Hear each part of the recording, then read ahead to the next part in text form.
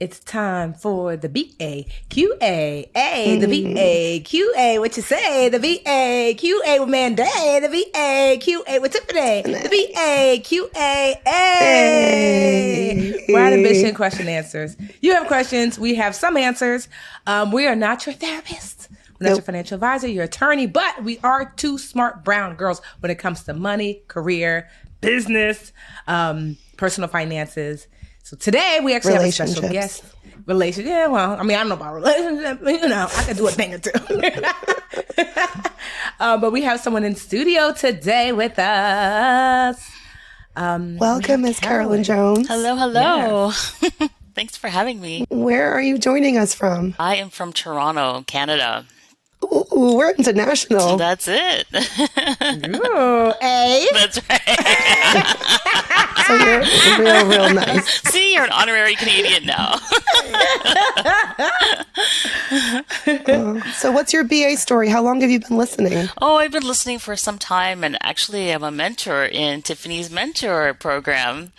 So, nice. Yeah, I've been enjoying that immensely. You give so much knowledge, and it's been such a great experience. So, really appreciative, actually, of the opportunity to come on and talk to you guys. Awesome. Well, hit us with your question. We are going into this completely blind. Okay, for sure. So I'm in the stage of life where my daughter is going off to university, and you have in your mind that you've saved enough money, but technically it's probably going to be like 20 grand a year, probably for 4 years, which can add up really quick. And then on top of that, her spending and different things that can go on while she's in university. So, I did have some savings when we first started, when she was born, actually, we started putting away. And, but the times are interesting times now. Of course, she's going into university where the market has kind of made a little bit of a downturn. And so, you've lost money a little bit there. But how do we kind of navigate through this new phase of life, right? And secondly, to actually help her with her own budgeting skills. Yikes. So when does she start? She starts her first semester? In September 2023. And is it in Canada that she's going, or in the U.S.? She'll probably be going in Canada, yes. Yeah. Oh, okay. I want to know, do y'all have, well, in the U.S., I know we have the FAFSA, which is the Federal Application for Financial Student Aid, which is like key to unlocking scholarship money, also student loans, of course, but any kind of aid. Do y'all have something similar in Canada? We do, yes. It goes by income based on the parent's income. And so it's something that you can definitely tap into as well, for sure. Are y'all in that middle class trap where you earn too much to get a lot of aid? That's exactly it. Same. I'm like, none of the good tax deductions. I know. None of them anymore. Well, I would say that there are, even if she, doesn't qualify for income-based assistance, I'm sure she's smart as a whip because she got you as a mama. And so now would be the time. This is what I'm doing for Supergirl, my bonus daughter, is like applying for any type of scholarship that she might, qualify for. So really leaning into her guidance counselor, and any other like resources online that help you to identify scholarships and monies available that are not income based, but maybe they're merit based. Maybe she's a cheerleader, or she's really good at science, she's a young woman of color. So that already, I don't know how that works in Canada, but here, so I would be leaning into, because there's so much money left on the table. So I'll give you an example. My sister, when she was she thought she was going to be a doctor. She's a scientist now, but she thought she was going to be a doctor. And so she got a scholarship to Montclair State University that paid for school. And when she applied, she was so nervous about whether she was going to get it. And when she submitted it, the lady was like, you could have literally wrote Mary Had a Little Lamb 100 times and you were going to get it. Wow. Because there are 5 spots and only 4 people applied. Wow, look at that. And so there's a lot of money left on the table. And so there's probably not as much competition as you think. So I would start with that. Because when did you said it's coming up, but still, there's money can happen every year she's in school. So it's not true. Yeah, actually, it has to open with Have that. you guys found, does she have a thing Is there a sport Yeah, or yeah, a she does talent dance. unlike me? That's her thing, actually. Yeah, she does Okay. dance. So I never had a definitely. thing, so I'm just jealous of any kid in college school who had a thing. I was like, I don't have a thing. I'm just black, I guess. But no, I would say if there's any sort of scholarship through her, the dance community, and does she have her eye on a particular school yet? Yeah, my daughter's very indecisive. So we've done a lot of like research and going around and checking out different schools. So I think she has her eye on a couple now, but Okay. yeah, yeah. So I would strategize if she has specific schools. I would get in touch with their, or even just Google and go to their website and see what sorts of scholarships they have. Because for me, and I'm glad Tiffany mentioned that some scholarships you can renew every year. Because when I was in school, I studied journalism, and there was one scholarship through that specific school. It was a few $1,000s, and you had to apply each year. You had to remember to apply. But if there's if there's a specific school or focus that she wants to pursue, they may have particular scholarships for people like her. And then with the concept of indecisiveness too, Tiff, like I think we should talk about what are the options for maybe if she doesn't really know where she wants to go yet or what she wants to do, going into a smaller school to start with, like a community college, Yes, or equivalent in Canada. I don't know what the structure is there, but closer to home, get your core classes, under your belt, save some money, and then transfer in potentially to a bigger school if that's what she wants. yeah. Y'all talked about that. Yeah, I would totally agree with that because even when we did some tours and the bigger schools really did overwhelm her. And so it was, she really did gravitate to some of the smaller schools. And again, you're coming from a high school that's like maybe, I don't know, 400 students at the most, right? Like it's a really small school. So going from that to like something like 72,000 is just, kind of a little overwhelming for them, right? Beware of those little tiny liberal arts schools, though. Those are the ones that get everyone, like get so many kids wrapped up in student loans because they're private or they're true. so expensive. And they'll tell you, because I almost ended up going to a school like that in Georgia. They were like, you get $25,000 tuition, like a scholarship. And I was so proud. But then I realized, well, the total tuition was like $40K. And yeah, it's really not like they overinflate it and then they give you the scholarships to sort of help. Hey, BA fam, this is it. The putt to win the tournament. If you sink it, the championship is yours. But on your backswing, your hat falls over your eyes. This is how you're running your business? Poor visibility because you're still relying on spreadsheets and outdated finance software? To see the full picture, you need to upgrade to NetSuite by Oracle. As a business owner myself, I know firsthand how important it is that your numbers are clear and that you have access to them and you know what they mean and what they say because they're really the lifeblood of your business, okay? NetSuite is the #1 cloud financial system to power your growth. With visibility and control of your financials, inventory, HR, planning, budgeting, and more, NetSuite is everything you need to grow all in one place. With NetSuite, you can automate your process and close your books in no time while staying well ahead of your competition. 93% of survey businesses increase their visibility and control after upgrading to NetSuite. Over 32,000 businesses already use NetSuite. For the new year, NetSuite has a new financing program for those ready to upgrade at netsuite.com/brandambition. Head to netsuite.com/brandambition for this special one-of-a-kind financing offer on the #1 financial system for growing businesses. That's netsuite.com/brandambition. Hey, BA fam, Squarespace is everything to sell anything. Squarespace has the tools you need to get your business off the ground, including e-commerce templates, inventory management, a simple checkout process, and secure payments. Whatever you sell, Squarespace has merchandising features to make your products look their best online. Connect with your audience and generate revenue through gated member-only content. Manage your members, send email communications, and leverage audience insights.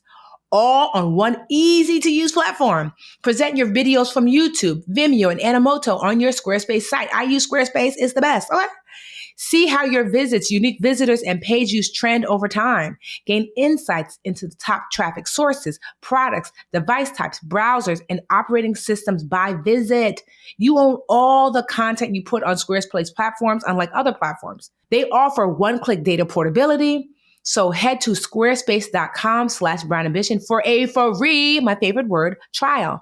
And when you're ready to launch, use offer code brownambition to save 10% off your first purchase of a website or domain. Again, go to squarespace.com/brownambition, offer code brownambition.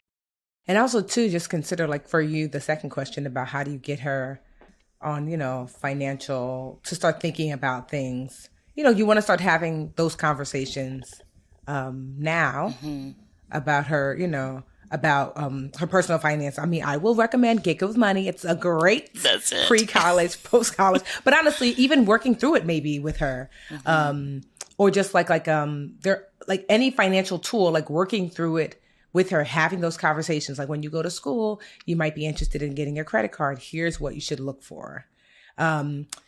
Here is, if just in case she does get student loans, when your refund check comes, here's the best way to navigate that. So having those conversations ahead of time, deciding on a game plan and working through it with her, because she's going to make mistakes, but you want her to make mistakes under the protection of your parental guidance. That's what my dad did. I made mistakes, but it was like, hey, this thing is happening. Talk to me before you make that move. So he mapped out a plan. So I didn't feel so kind of like I was just out there making choices by myself. So important, actually, to create a plan, especially with her. I think the plans keep them structured too, right? So yes, absolutely. But let's be real. What kind of mom are you? Are you like oh, they're going to mess it up, I'm just going to do it for her kind of? Are you filling out her applications? Are you writing her essays? What kind of mom are you? Let's get real. I think I'm not quite on the far end of that, but I'm probably somewhere in here, right? Because, you want the best for them, and that's the thing. Like, you have to try and let them do their thing, but at the same time, you're like, oh my gosh. Yeah. Easier said than done. But, with all my experience, all my 3 years of raising a tiny human, no, what I would say is I have seen what happens when you overdo it, like you do everything for them, and the lack of confidence that can create in them making their own decisions that can follow them well after college. Like a college degree is all well and good, but I think the lessons of being kind of flung out into a relatively, like you still have the support of your family, but relatively like independent environment, and have her decide what's my budget going to be for my meals. I don't know if she decides to not get the meal plan, for example, which I decided to do to save money. I had to learn how to buy groceries and budget for that and get a part-time job so that I could afford my rent. And that really instilled so much independence and confidence that was, I feel like, a part of the college experience. And I've seen it go the other way. And I would just say, as much as you can, let her figure out her own situation and let her come to you if she has questions. Give her some guidelines and, let her know that she has a bit of a safety net, but as much as you can, let her be her own person, making her own choices. It's funny because as a parent, I think I've fallen into this generation where you're trying to give your kids a better life, right? So you remember the struggle, you remember how it was, and so therefore you're trying to provide so they don't have to worry about those things. But I think somewhere in there, we're losing that sense of independence, and we're losing the sense of initiative, because the parents are trying to do so much, right? So I try and keep myself aware of that, but it is hard sometimes. Or I don't want to make a decision because what's mom going to say? Or for me, it's seeing someone not being able to make their own choice until they've spoken to a parent or whoever that person was who's been sort of pulling the strings. I'm not saying go like my parents were out, where they were like, you'll be fine, bye. I was a latchkey kid in every sense of the word. A little, support would have been nice. My dad did love to take me grocery shopping, though. That's the one thing he would do. He'd come to college and we'd go to the Walmart together, and it'd be fun, but he'd want to go after work hours because that's when the single moms go to Walmart after work. So he could pick. I love it. And he would just, he would narrate our shopping trip, just taking my baby girl out to Walmart. I know, so the people would know, I'm just a good dad, just a single dad doing his, out here working hard, gonna see what prices are on the beef now, that was his game. That is really good. Mandy, your dad is something else. Yeah, but honestly, I think it's constant communication. But yes, you're wanting, because college is the time to make the mistakes, you know? You know, there's a lot of forgiveness when you're 17, 18, 19, 20. You know, credit scores can go down because they can be raised again. You know what I mean? You're going to make those mistakes. You're going to actually want her to make those mistakes, because as she learns to dig herself out, then she's the 25-year-old with the confidence and the knowledge to, like, you know, get on the straight and narrow, you know, so not to freak out when her credit score is terrible or she overspends or she's late or behind. Those are normal things for that age range.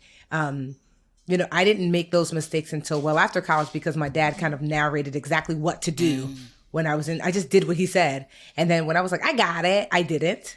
And I was like, wait, what do I do? And so I made every mistake in the book that I was cleaning up by the age 30. And I just wish, you know, I had the freedom to make more mistakes when I was younger. So Mistakes were lower. Yeah, exactly. You know, it's like falling when you're 80 versus falling when you're 18. You know, you fall when you're 80, that hip is going out. You know, 18, you get up, dust it off. But a little embarrassed. It's like, let that baby fall when she's young.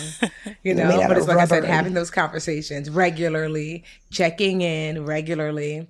You know, if like, I don't know if she's like a spreadsheets person or workbook person or whatever, like doing those things together helps. Because really, to me, your job as a parent is to give your kid the tools, you know, not to do it for them, so that way they can learn along the way.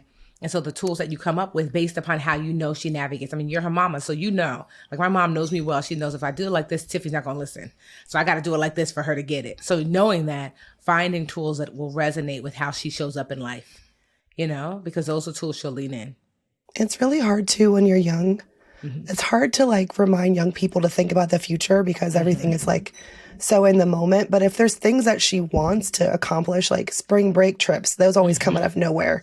And then it's like, how am I going to pay for this? Like, if there's certain goals that she has, or if she has to travel for her dance, you know, competitions, or buy equipment or outfits and stuff, maybe it's about creating a budget that is realistic for her. Like, what are her goals and what's she actually going to be paying for, and helping her just set up her accounts and, you know, let that be. And then I had a question for you. So financially, you said it's about $20K a year tuition? It will be around that. And that's what y'all are looking like? So what are y'all's options for paying for that? Do you have a nice nest egg that you're thinking, do I dip into this? Or would y'all potentially, like, are you thinking of maybe co-signing loans if it comes to that? I'm just wondering what your options are. So I guess as parents, we always thought that we would pay for at least, you know, the first degree, you know, the first education that they decided. Yeah, right. And so we do have savings that we created when she was young, and which I think will last us maybe 2 to 3 maybe years. And then after that, it will come from our source of income for sure. So, I mean, that's incredible. Yeah. I don't think that should dissuade her from looking for really an economical way to approach her education, because like that money could be a down payment for her first house as well. You know, exactly. or just starting up, or for her business if she decides to launch a business, like something, you know. She ain't got to know that money's there. This is it. She's listening now loans. Like, Carolyn, you say? Canada A. Yeah, because I do think knowing that there's a big nest, like a big financial cushion, just that knowledge will make you go through life a little differently. I think you're right. It's about setting them up for success and making sure that they don't have to struggle like we did.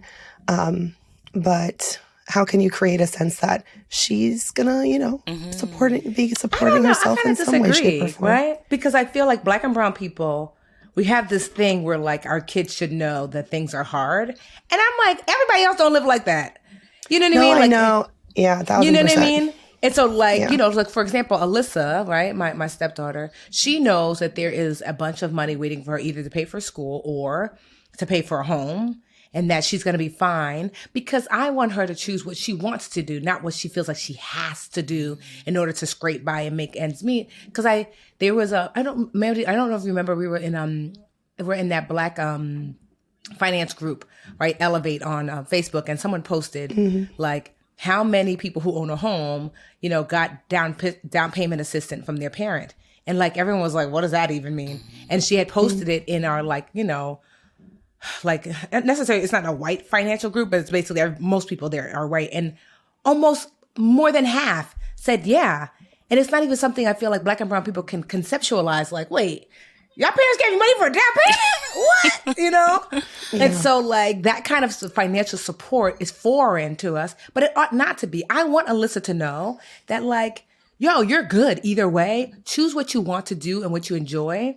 I haven't found that it has dampened her like desire for more. If anything, she's like, Tiffany, the way you navigate, I want that kind of life that you've been able to provide. What does that look like? So she's always starting a new business, always. She's my TikTok account manager. She finally got back to it because the money was running low. And she was like, these candles at Bed Bath & Beyond, they gonna buy themselves. That's her new obsession. But I see that what I love about it is that I thought that too, that maybe it's going to make her kind of like spoiled. And it's like, no, it's made her say, I want to maintain this lifestyle, And so what does that look like? And I talked to her about it like, hey, this is what I'm making. I don't need all of this in order to do this lifestyle, but this is about the range that you'd have to make this lifestyle happen. So, because once you leave here, girl, you're going to be on your own, So if you're wanting this, you have to think to yourself, what am I going to do for a living that will also provide this for me? So we have those conversations because I think a lot of kids don't. And so I just say all that to say that, like, I don't want her to think that she's going to have to struggle financially because she's not. And I told her, like, I have you either way. My rule for everybody that I care about, you'll never be homeless or hungry. Now excess and the bonus and the fabulous life, whatever, that's on you. But as far as the basics, there's a solid foundation for you. Mm-hmm. It's true. I think it's like finding that balance between the two because, again, you have this need to provide for them, but at the same time, you want them to have some responsibility. Like maybe that's the key there is to anything that the bonuses, like perhaps her entertainment while she's in school and things like that. Perhaps is that where it's going to be on spring her, break right? Trip. Yeah, and that there's like that the funds are earmarked for something like this is for your education or a down payment or maybe a vehicle, like those kind of necessities. And let her see the work, that you guys have done to get that money. Right. I think it's important to show that work if you invested it. Like, God, I wish that would be forget about budgeting and like credit card at a certain point. I wish my parents had been like, here's an IRA and, get yourself set up and contribute your little money to it. That would have been such an amazing gift.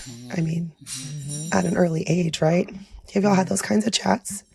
Yeah. I just put, because, now that she's quote unquote working, I put her IRA money, because right now the maximum for a Roth IRA is $6,000 a year. So I said, Alyssa, $6,000 is going to be deposited into your account. It is not for 16-year-old Alyssa. It is for 65-year-old Alyssa. She was like, huh? I said, I texted to her. I called her about it. I let her mama know. Deposited the money. The IRA, the Roth IRA account, like my financial advisor went to withdraw it. The withdrawal got denied. And I'm like, why? And she said, because the money's not there. I was like, darn it. Not all of it. Just a couple hundred. I said, Alyssa Deanna Smith. I text her. I sent her the screenshot of the financial advisor saying that some of the money's not there. It wasn't. She was like, oh, I thought they had taken it already. I said, you thought you just had just an extra $6,000 sitting in your account, sis? Because I told her, I think I told her the day that, the money was withdrawn. Oh, you put it in her bank account so it could be transferred to her. Exactly. Oh, okay. Yes. Ooh, dang, so you gave her a window. That's why I had called her. Yes. And so she done what? I was like, Alyssa. So I'm texting her. I was like, where's the money? She was like, oh, I thought that was like extra. I was wondering where that money. I was like, sis, you had an extra $6,000 that I'm not aware. Like, where, what? And so she's like, oh, I'm going to put it back. So I guess because she has her own savings account. So I guess she must have transferred it back. And I was like, let's have a talk after school. And she was like, it's back. No need to chat. But those are the types of mistakes that she ought to make, because I told her, I said, if that's going to happen, then I'm not going to put money in your account. The reason why you're able to do this is that you cannot have a retirement account if you're not making earned income. And you're legitimately my TikTok manager. And so I pay you. And then this is part of your payment, but we're setting it aside. So that way you can set aside money. I said, I'm not taking my dad. It's so crazy because I remember my dad having this conversation with me when I was around her age. And he was like transferring money from my checking to my savings. And he's like, I'm not taking your money. I'm giving it from Tiffany to Tiffany. You know? And so it was crazy that I was having that same conversation that like, it might feel like, oh, Tiffany doesn't want me to have nice things and candles, whatever. I was like, no, it's going from Alyssa to Alyssa. It's just that Alyssa right now doesn't need it like Alyssa later will need it. And so having, knowing that, I'm sure the next time I do it, she's still going to spend it, but we'll have those conversations because she's 16. And so if you have them enough, by the time she's 25, she's good to go, And so just keeping that in mind that, the mistakes will happen. But to Mandy's point, having those conversations, like, I told her like what a Roth IRA is and why that's so important and what that will look like. And, like, I know that she doesn't fully understand, but I know that I'm planting the seeds, for a 16-year-old who becomes a 20-something-year-old who's like, got it, Yes, but I could not believe it. I was like, I just told this girl not to touch this damn money. And Alyssa, if you ain't a gajillionaire business badass, like, you had everything going for you, girl. Everything going. Everything. Your Girl, stepmom is a budgetnista. I was like, Shantae, do you know this girl? That she was like, I told her not to touch that money. No pressure. No, but hopefully, Carolyn, this was really helpful. No, it was. I so appreciate it. Really. Just get me thinking a little bit differently, right? Yeah. Thank you so much for joining us. Yes. If you're listening and you're like, I want to be in the hot seat and I'd love to be in studio, or you just have questions. If you want to be in studio, follow us on Instagram, Brown Ambition Podcast, and send us a voice note. Our producer Imani will listen and see if you'd be a fit. And at the very least, you can always send us a note via brownambitionpodcast.com and click contact us or ask us anything. And, we might read your question aloud on the show. Love it. All right. Good luck, Carolyn. Right. Keep us posted. We love y'all's updates. All right. Yes, perfect. Thank you so much again. All right. Bye-bye. Take care. Hey, BA fam. We're on YouTube. Woohoo! Thank you so much for watching. Please like this video and subscribe to the channel. And while you're at it, why don't you go over to that little bell icon and just tap that for us. Show the BA fam how much you love us. And that way you'll also get notifications when new videos drop. Also, share the channel with a friend. We're always like, tell a friend, tell a friend, tell a friend. And thank y'all so much again for all the support.